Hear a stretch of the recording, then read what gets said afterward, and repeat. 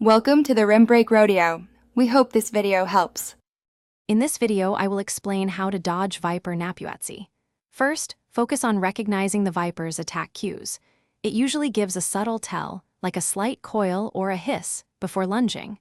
Your primary goal is to create distance and move out of its strike zone.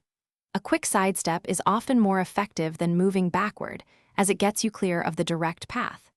Maintain a safe distance of at least 3 feet to react effectively. Practice these initial reactions to build your muscle memory. Once you've mastered the basics, let's refine your evasion. Consider using the environment to your advantage.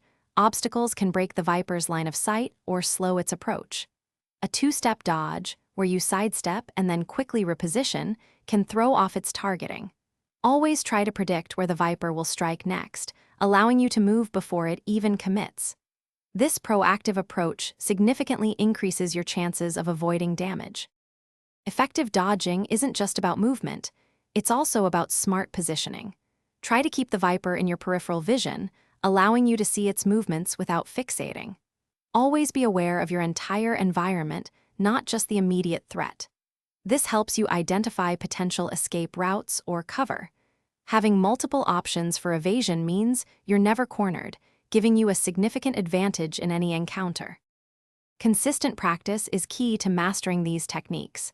Dedicate about 15 minutes each day to dodging drills, focusing on quick, decisive movements.